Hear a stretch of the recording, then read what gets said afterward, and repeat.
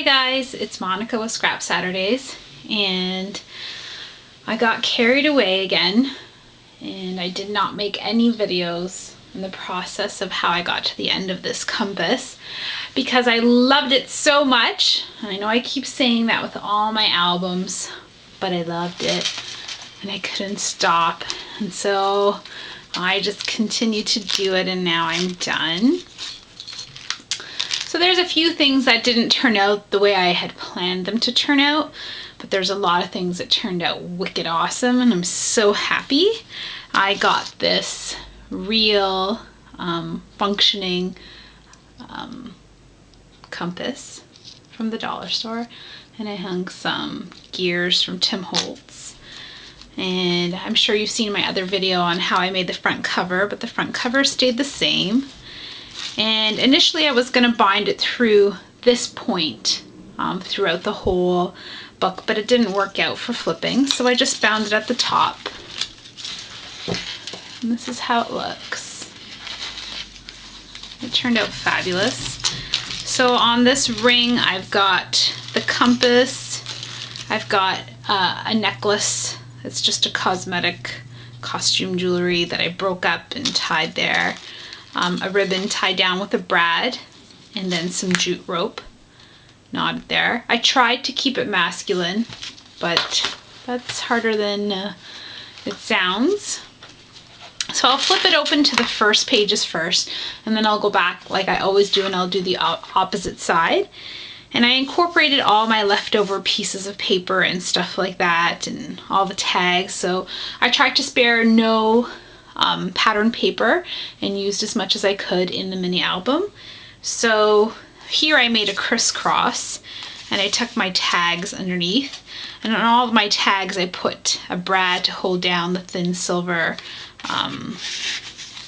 ribbon that I used.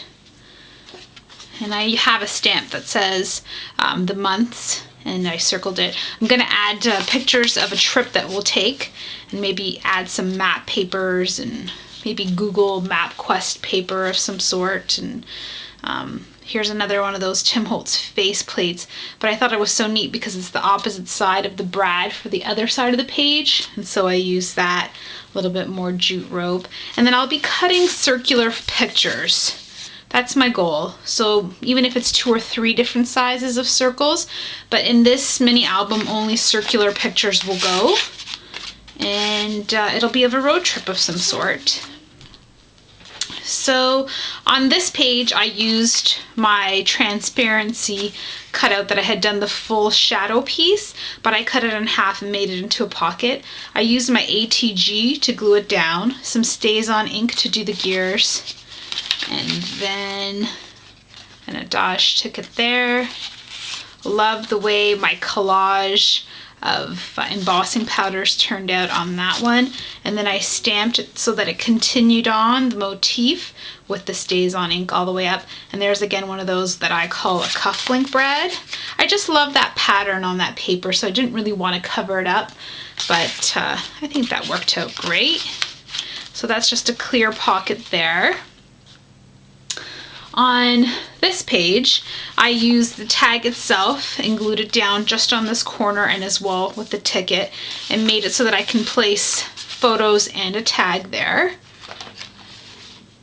This is the fun page that I absolutely love. So it almost mimics my front cover, where I've used that big bling from Recollections. Love it, sturdy, beautiful. So on the cover itself, all that I've done is the StazOn ink again with the gear stamping, added one of the Tim Holtz gears and a diamond brad.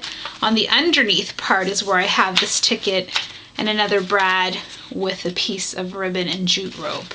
But I love it. I love that it's clear. I might even tuck a few round photos underneath. It's so cool. This page again, leftover pieces of strip of patterned paper. And when I put the gears on, I purposely put them at a level where it'll stop my photo, or pardon me, stop my tag from sinking down further. I guess when I put more stuff in here, then maybe that will help, but there's a little ribbon sticking out there too. Again, my tags are simple, just stamped. I'm going to be putting photos all over the place. This side again, another one of those clear transparency pockets with a lot of those gears that I cut out from the Robots cartridge, and a big diamond bling brad that I had, and they move around. And I put these on before I again used my ATG to glue it down. And then tag, this one has some jute rope stamping, the embossed one, pattern paper. Again, that embossed one that I love, and I love that it's see-through. It's a bullseye, I think, so I didn't want to cover up that one, so I chose the two neatest papers. So I love the retro grunge paper, it's really awesome. This is my back cover, and here I cut out another one of those compasses, and this is at 6.5 inches. So I was able to do two of these on an 8.5 by 11 cardstock, and I put another one of the gears, some leftover of that jewelry piece, some jute rope. The back I did some stamping, ribbon, and a Dodge ticket, and I think it was wicked, so it just turned out that it added more embellishment. And then that's my back cover. Just want to make sure that I'm still in frame for you guys. That's good. So again, my back cover, kind of like my trademark. I like to make it a little less crazy than my front cover, but just as fun. I don't know why. So this gear makes me happy because it spins. I tied some jute rope to that one. So this is just the opposite side of the page. It's just hard to slide back and forth. Here I used leftover transparency strip. I tied some jute rope around the transparency strip, and then two pieces of pattern paper that was left over. It's a complete slide pocket, but you can weave through in and out. Again, the placement of the Adash ticket with the brad, just to hold down my tag in place so it doesn't slide over for the time being. On the back of this one, again, it was usage of some leftover pattern paper to make the belly band, and here I put some brads on the edges. This is just a shadow, no, it's a blackout feature of the compass, and I made it to be a tag with the Dodge ticket there, and then another tag here. This one, the brad up here stops it, and then this one's supposed to go down completely, and then sliding it back up is what gets it going. And of course, now that I can't put it back together, but that's okay. This is the back of that clear page. And so in order to make it kind of double-sided and beautiful, I stamped some more of the gears, used that same technique that I showed you on the other page with the faceplate, and the back of the brad mimics the hands of a timepiece.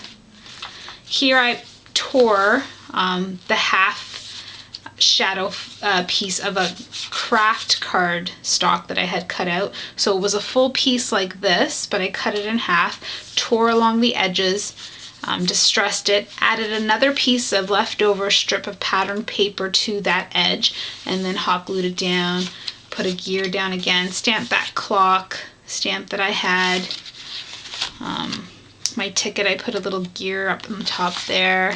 This tag turned out fabulous. I don't know why I like it so much, but it's that, the ticket, a little one of the gears here, the jute rope, and the back again is just that calendar. This page is plain and simple.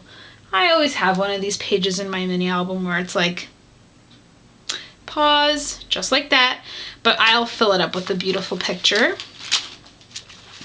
This is another one of those full regular cut at 6.5 inches of the compass, where I glued it down just on this part here to place and house my tags and photographs eventually when I put them in there. These tags are pretty simple, but I love the way it turned out, and I put some jute rope up there. And we've made it back to the front cover again. This is the back of my front cover. It's the same exact as the back cover, where it's got the half moon cutout of the pattern paper compass that I had done in the shadow feature. And then it's got this jumbo tag with lots of embossing and stamping where I can write some stuff and put some photos on there. And a gear and jute rope, little diamond brad. It was really hard not to make it totally feminine. I guess it's just something that we do, but I loved it. And it was so fast, I'm not even kidding you. It was just turn up the music, glue, glue, stick, go, embellish. To me, embellishing is so much fun, and it holds up really well. I again will show you when I put pictures, because it'll be of just my family when we travel somewhere this summer. And I promise that I will be coming back and doing quick little videos just with the photos in them, because I think it makes a difference when you look at an album and you think, yeah, I can make that, but where did the pictures go? How is it going to look with the pictures? Is someone actually going to, you know, sit down and open this up? They will, because my Life's a Beach shorts mini album is downstairs on my coffee table, and it's going to be out there until October maybe.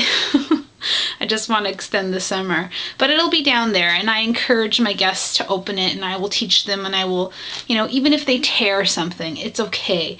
So put your photos in here, have fun, make one, because I know you've got 100 Cricut cartridges sitting on your shelves, ladies, just like everybody else does, and it's fabulous.